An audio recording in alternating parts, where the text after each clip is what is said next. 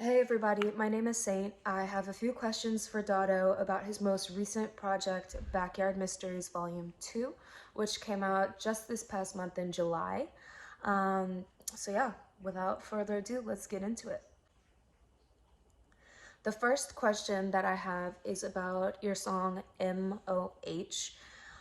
In that song, you talk about things like Ramadan, you talk about fasting and Jesus, as well as your third eye.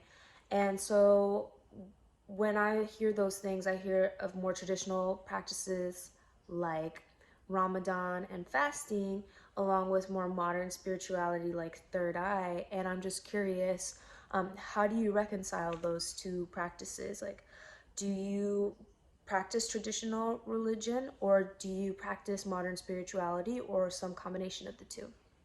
I am Nigerian, African American.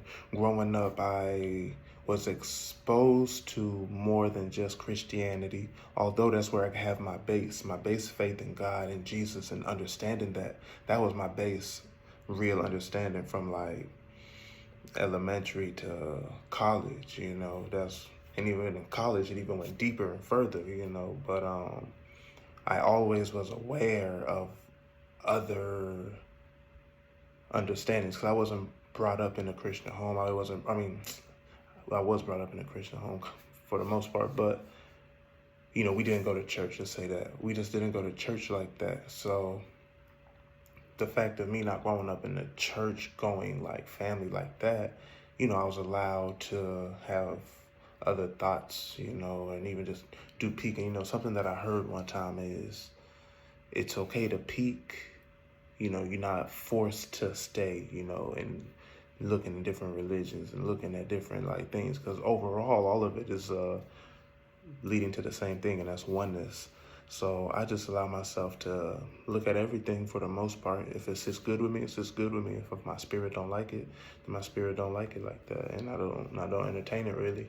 I can learn about it, be around it, but that's just kind of how I tie them both together. So like Ramadan, I like that about the Muslims. I really fuck with that shit. So I practice it. All of it leads to giving up to the Creator. When you pray in church, when you read your Bible and you glorify His name, that's like the same energy you put Him forward. Whenever you fast, it's the same shit. So you just take different perspectives and practices and see what it does for you. Everything's not for everybody. My second question,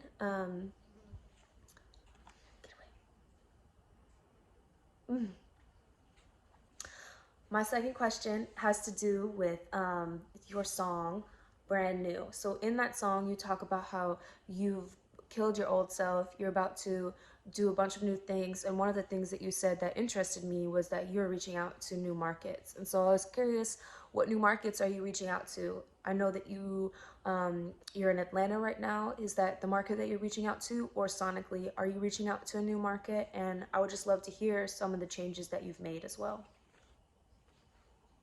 When I say I'm reaching out to different markets, I'm talking about multiple different layers to that. As far as like, I was traveling over the summer and I was tapping into like literally different places. Like I'm not saying in the travel, I was in LA, I was in Denver, I'm in Atlanta, talking about even about back in Houston, just starting to tap into different markets, not allowing myself to stay so singular in the like I was in the last part of myself before I boom kill my old self. Now I'm brand new. Elevate yourself to folks don't understand you. To do that, you have to tap into different markets, to where you can't even understand your old self. Your old stuff couldn't understand you now just because the level that you're like allowing yourself to tap into, that shit right there. Yeah, that's like the different type of markets. But even further than that, it's like the different markets of your mind and your abilities to like do things. So not just rapping. Maybe I'm gonna learn how to mix and master. I'm gonna learn how to record. I maybe learn how to make beats. I might learn how to network. I might learn how to perform. I might learn how to do the business side. So there's a lot of different markets that you're gonna have to tap into whenever you just like leveling up, and that's kind of like across the board for almost anybody. And then marketing, we trying to work on our marketing, doing things like this, just bringing different ideas to the table, allowing other people's ideas to collaborate and allow me to tap into their market mentally. So that is a long-winded answer as to like what I mean when I say like reaching out to new markets. We just reaching out, trying to brand new. I have a question about the name of the project, Backyard Mysteries. I see that it's volume 2. I listened through volume 1, and I'm really curious to hear a little bit about your story behind the name Backyard Mysteries. Like, what does that mean to you? And why do you think it's an appropriate name for this project?